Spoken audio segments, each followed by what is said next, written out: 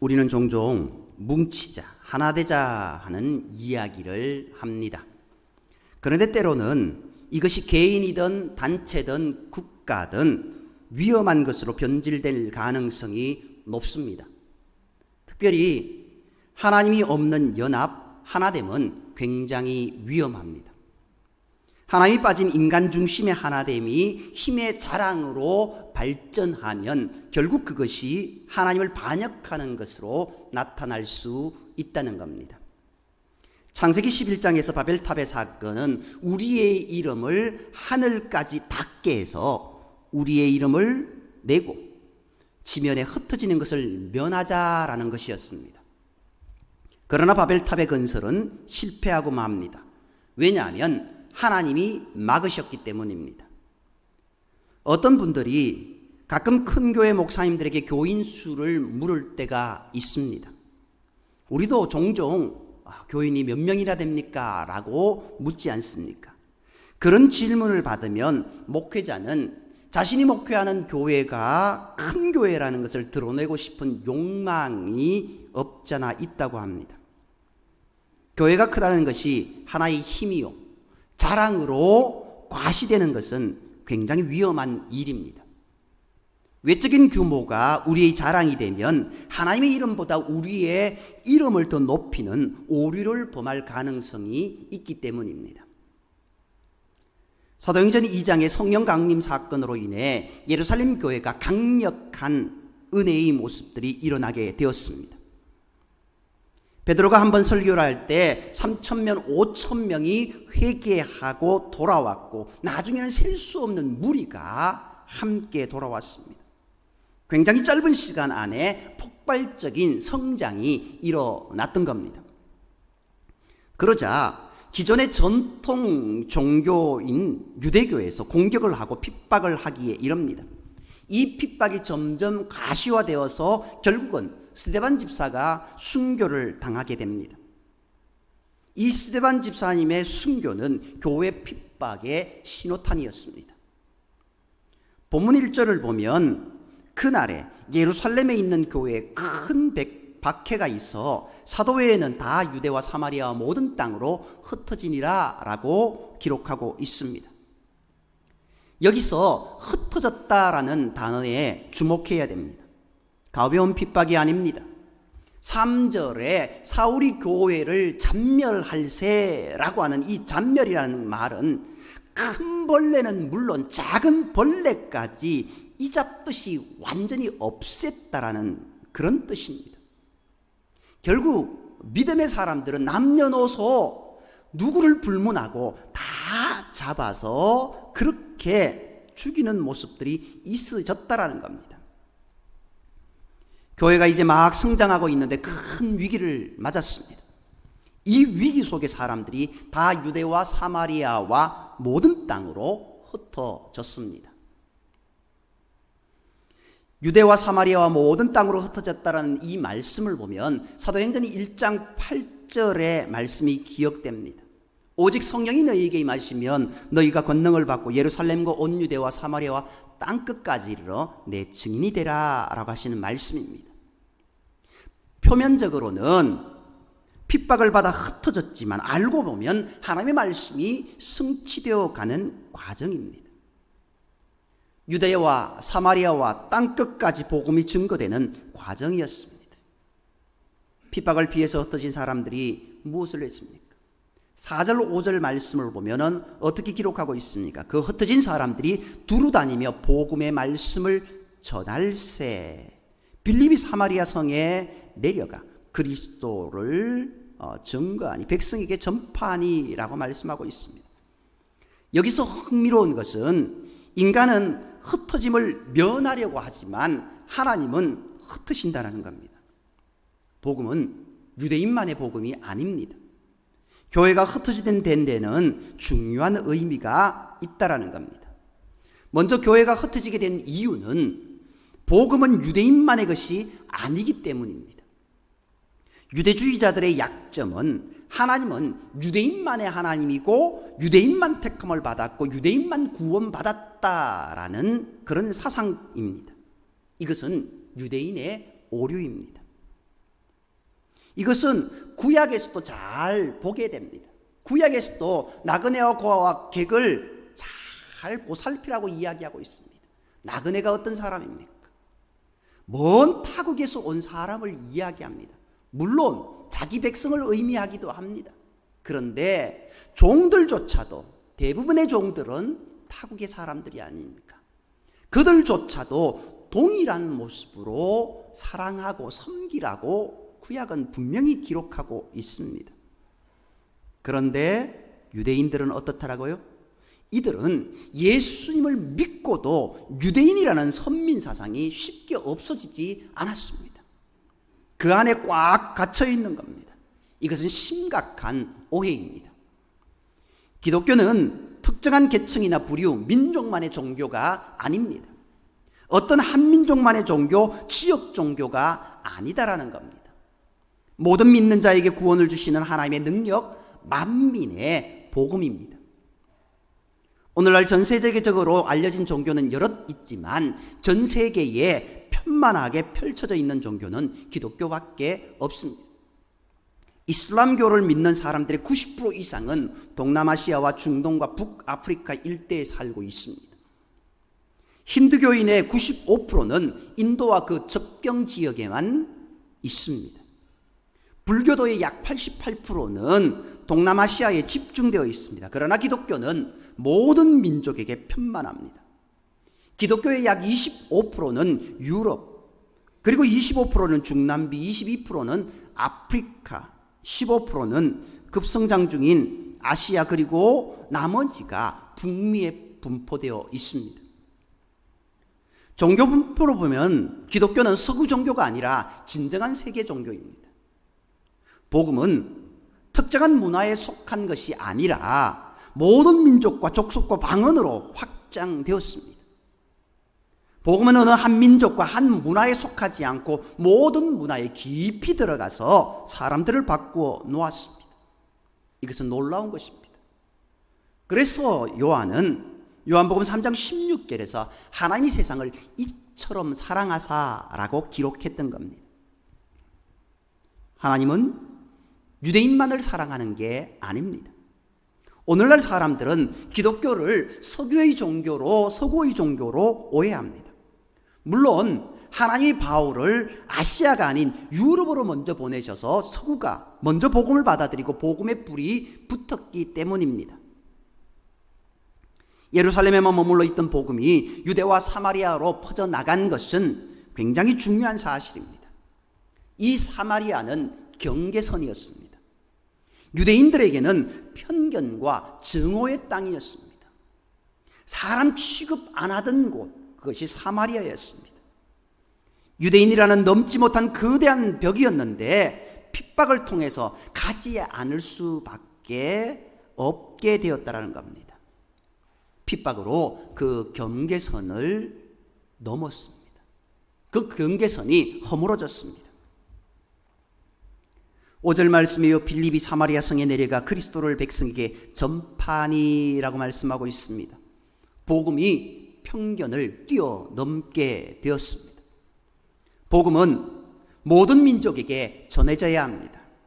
하나님이 나를 사랑하신다면 내가 미워하는 저 사람도 사랑하시는 것인데 내가 그를 거절하는 경우가 많습니다. 사마리아를 넘게 하시려고 하나님은 핍박이라는 도구를 사용하셨던 것입니다. 4절 말씀에 그 흩어진 사람들이 두루다니며 복음의 말씀을 전할 새에서 흩어졌다라는 단어는 농부가 땅의 씨를 흩뿌리는 것을 의미합니다. 하나님은 사람들을 흩으심으로 복음이 곳곳에 퍼져나가게 하셨습니다. 풍성하고 흘려 넘쳤던 예루살렘의 핍박이라는 도구를 통하여서 복음이 곳곳에 퍼져나가게 되었습니다. 핍박은 고통스럽고 힘든 일이었지만 결국 복음의 진보가 나타나게 되었던 겁니다.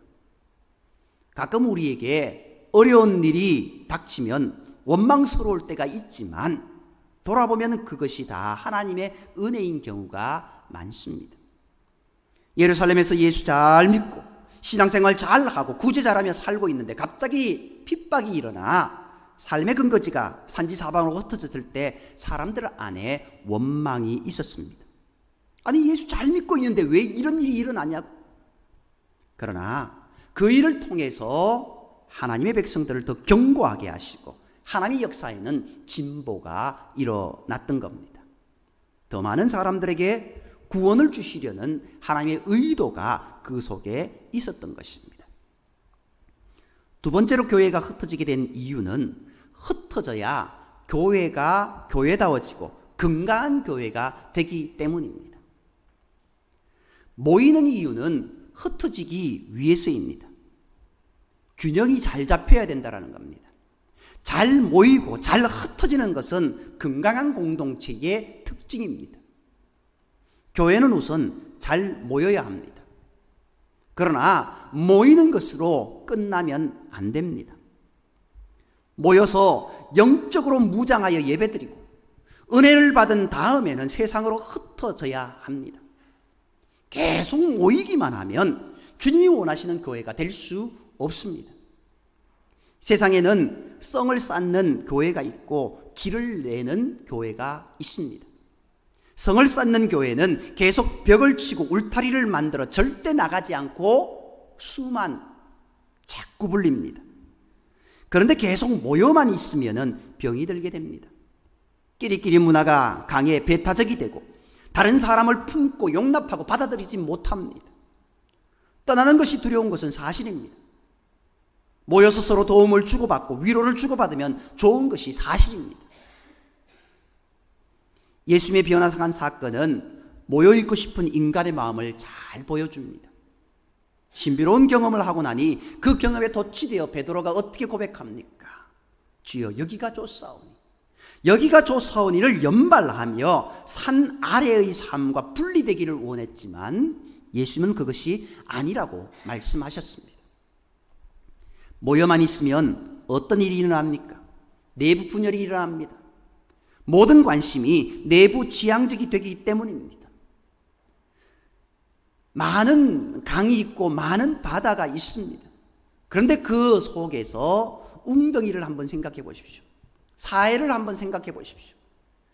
받기만 하다 보니까 그것은 아무도 살 수 없는 그런 바다가, 그런 호수가 되고 말지 않습니까? 오늘 우리의 모습 가운데 모든 관심이 내부 지형적이 되면은 영적 싸움이 일어나고 이기심이 발동해 소유하려는 충동이 벌어집니다. 자연히 불평이 많아집니다. 예루살렘 교회 안에 구제로 인한 문제가 터졌습니다. 결국 사도들은 7집사를 세워 재정적인 문제를 정리하고 자신들은 기도와 말씀에 전념하기로 합니다.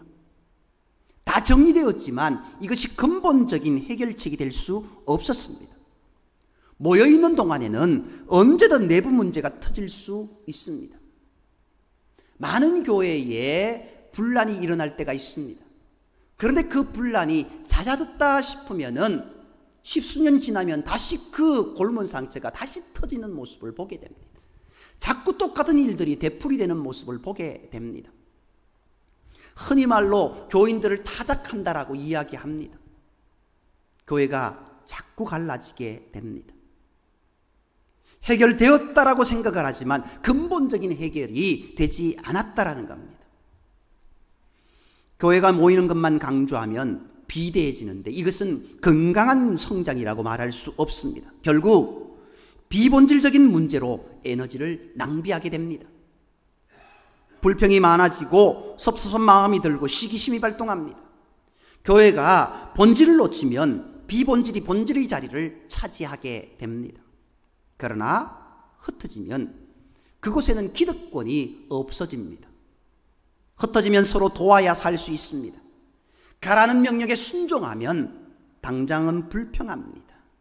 그러나 그 명령에 순종하였을 때 하나님의 은혜는 그의 삶에 있게 된다는 겁니다. 아브라함을 한번 생각해 보십시오. 하나님의 가라면 명령을 받들어 고향과 아버지의 집을 떠난 아브라함은 떠나는 순간부터 위험하고 불편해졌습니다. 믿음의 길은 불편함을 받아들이는 겁니다. 하나님의 음성을 들은 사람들은 닫힌 구조에서 열린 구조로 전환됩니다. 핍박으로 인해서 주목할 부분이 5절 6절에 나옵니다.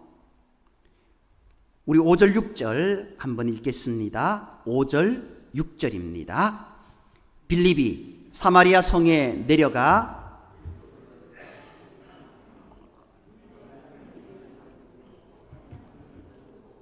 한 마음으로 그가 하는 말을 따르더라. 아멘.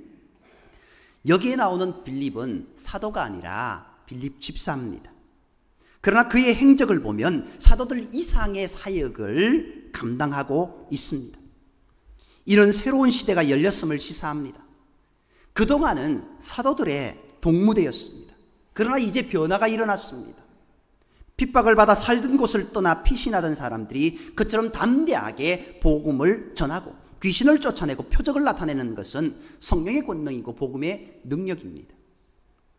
이미 이것은 베드로가 사도행전 2장 16절 17절 설교에서 언급했던 것입니다. 이는 곧 선지자 요엘을 통하여 말씀하신 것이니 일렀으되 하나님이 말씀하시기를 말세 내가 내 영을 모든 육체에 부어주리니 너희의 자녀들은 예언할 것이요 너희의 젊은이들은 환상을 보고 너희의 늙은이들은 꿈을 꾸리라. 한마디로 새로운 시대가 열렸다라는 겁니다. 직분이나 나이나 성별이 중요하지 않습니다. 성령이 임하시니 누구든 쓰임을 받고 능력받고 사도가 아니었지만 복음을 전하니까 능력이 나타났습니다. 사도행전 8장을 보면 사마리아 성 전체를 한 집사가 뒤집어 놓았습니다. 초대교회 집사들은 대단했습니다. 순교를 불사했습니다. 오직 성령이 너희에게 임하시면 너희가 권능을 받고 예루살렘과 온 유대와 사마리아와 땅끝까지 이르러 내 증인이 되라고 하시라고 하신 이 말씀의 성취였습니다. 직분이 아니라 복음을 전하는 곳에 권능이 나타났습니다. 하나님의 능력은 하나님의 목적과 연결될 때 일어납니다. 능력을 주시는 이유는 분명합니다.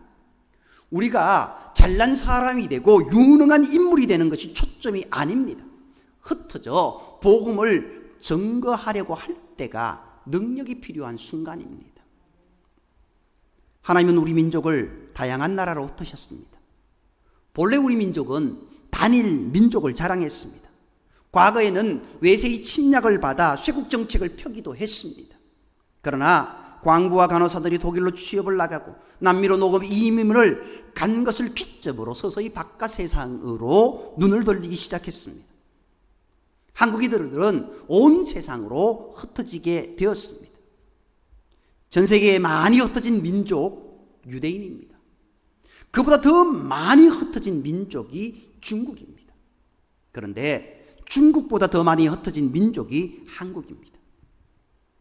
전 세계 180개국 이상에 흩어져 지금은 한국인이 살지 않은 곳이 거의 없습니다.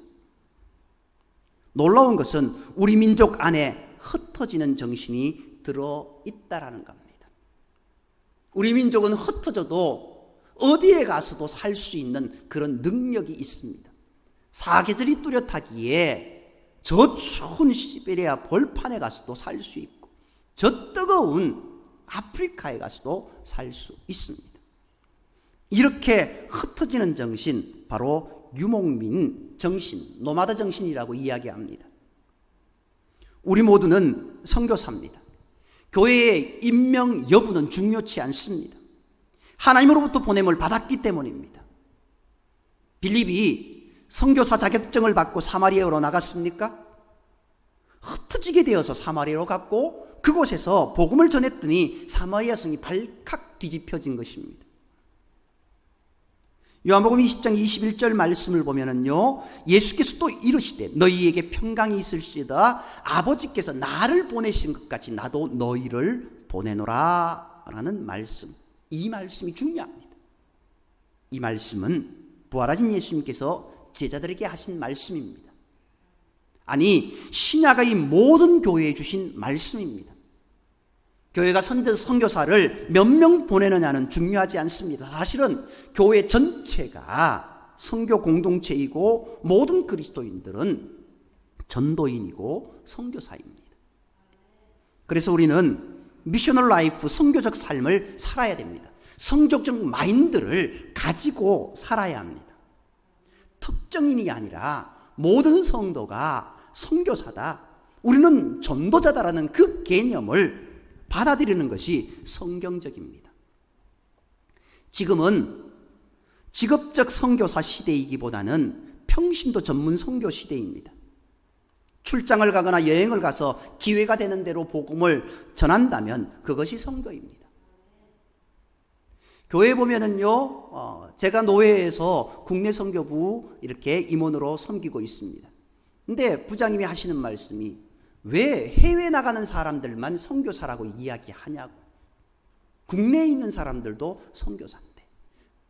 그래서 우리 부서의 이름이 국내 선교부예요. 국내 선교부. 그런데 국내에서 전도하시는 분들 선교사 취급을 안 해요. 그 말씀을 하시는, 맞는 말입니다. 오늘 우리가요, 최초의 선교사가, 우리 한국교회 최초 선교사가 누군지 아십니까? 제주도로 선교 가셨던 이기풍 선교사님, 그분들입니다. 최초의 선교사는요, 우리 주변에 내가 살고 있는 이 지역을 넘어서 전도하는 사람이 선교사의 그 모습을 하고 있다라는 겁니다. 그렇다고 한다면 우리 모두는 선교사라는 겁니다. 우리 모두는 주의 복음을 전하는 전도인으로 살아가야 된다라는 겁니다. 기회가 주어지면 언제든지 복음을 전하는 태도로 선교적 삶을 살아갈 때 하나님의 복음이 나를 통해서 모든 이웃과 열방에게로 흩어지는 역사가 될 수 있는 줄 믿습니다. 신약과 구약은 모두 가라의 영성입니다. 창세기 12장은 믿음의 조상 아브라함의 출발 지점입니다. 아브라함은 최초의 선교사입니다. 선교사는 가라는 명령에 순종해야 됩니다.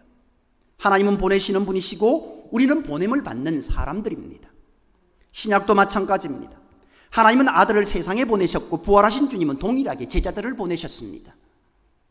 신약교회는 전체가 가라는 명령을 받았습니다. 이 위대한 명령에 제외된 사람은 아무도 없습니다. 하나님은 어설프게 바벨탑을 쌓아 땅에서 충만하려는 인간의 야망을 꺾으셨습니다. 대신 복음을 온 땅에 충만하게 하시려는 뜻을 드러내시고 완성하고 계십니다. 부름받은 사람은 떠나야 됩니다. 평안하고 안전한 삶을 떠나야 이웃에게로 나아갈 수 있습니다. 나만 외치는 것이 아니라, 우리만 외치는 것이 아니라, 우리만의 교회, 우리만의 복음이 아니라 우리의 넓혀서 모두의 복음이 되어야 되고 모두의 그 하나님의 은혜가 되어야 된다는 겁니다. 하나님은 열방의 하나님이십니다. 우리를 흩으시는 이유는 우리로 세상을 복주시기 위함이다라는 이 사실을 명심하시기 바랍니다. 이제 우리는 영적인 노마드, 복음의 증인으로, 선교사로 살아가야 합니다. 흩어지는 것은 하나님의 뜻입니다. 하나님은 유대인이 예루살렘뿐만 아니라 온 유대와 사마리아와 땅끝까지 이르기를 원하셨습니다. 사도행전을 영어로 액츄라고 이야기합니다. 이 액츄는 일련의 행동, 현상, 정식 결정을 내리다, 진무하다의 뜻이 있습니다. 이는 사도들이 움직이고 하나님의 백성이 움직이고 복음이 움직이고 성령이 움직인 역사입니다. 우리가 예수님 믿고 은혜 받고 가만히 있으면 병이 듭니다. 생동적으로 움직이지 않으면 영적 무기력증에 빠지게 됩니다. 교회 안에 머물러 있으면 시험에 들기 쉽습니다. 오늘 우리 시대는 유목민족 시대입니다. 폐쇄적인 삶을 살면 개인도 기업도 국가도 죽습니다.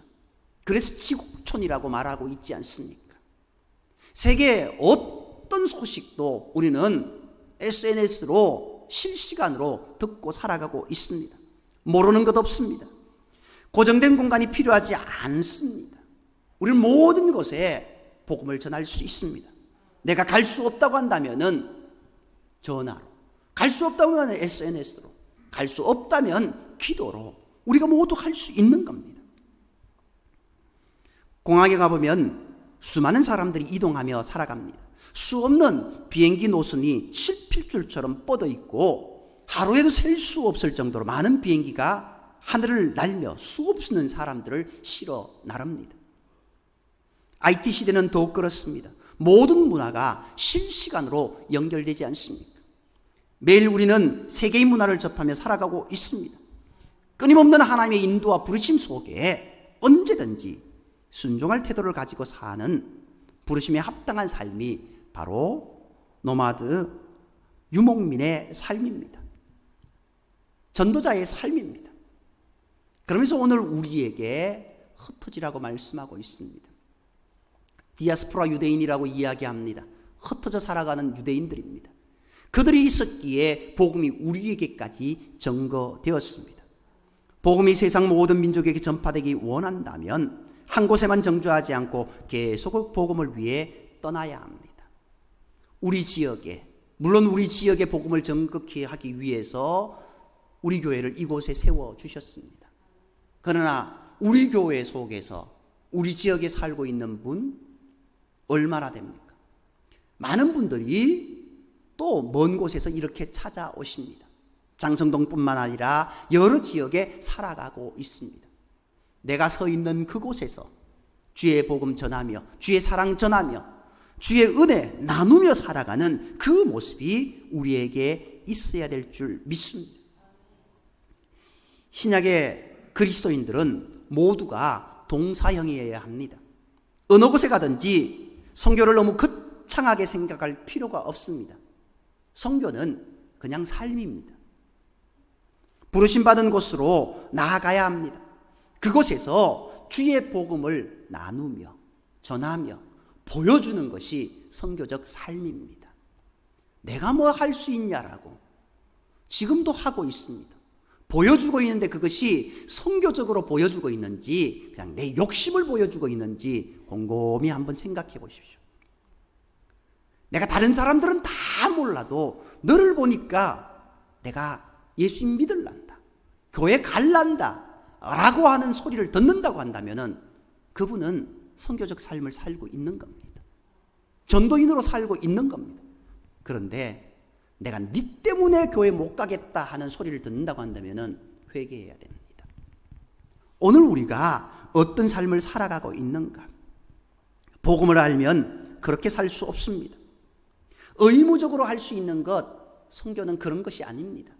우리는 매일매일 주님의 사랑에 녹아지며 그 사랑에 감사하며 살아가는 모습이 있어야 됩니다.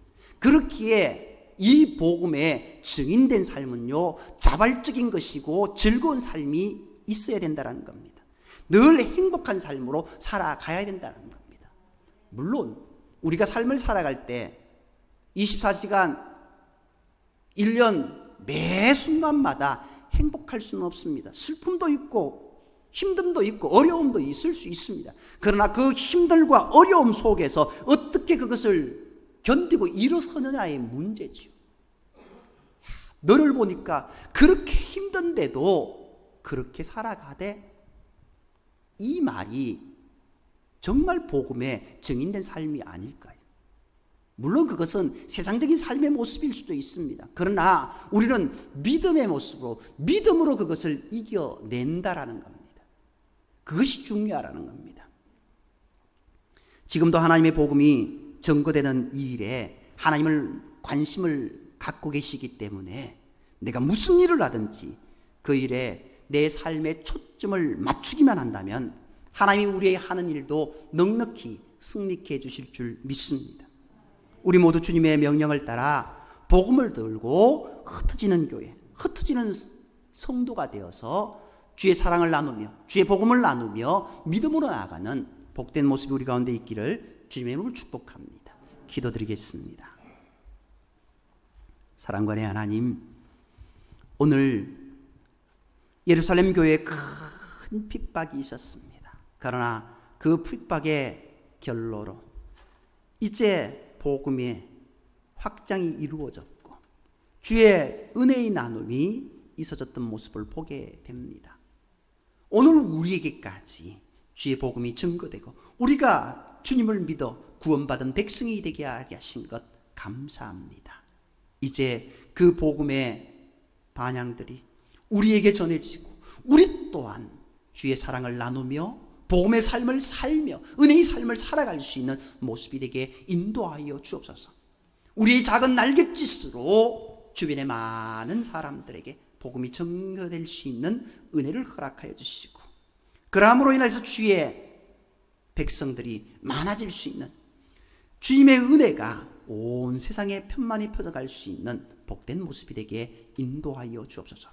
오늘 우리의 삶을 되돌아봅니다. 믿음으로 살아가고 있는지, 내 욕심으로 살아가고 있는지 다시 한번 우리를 자각하며 오직 말씀 가운데 믿음으로 살아갈 수 있는 복된 인생이 되게 인도하시길 간절히 빌고나하며, 모든 말씀 우리를 사랑하시는 예수님의 이름으로 감사하며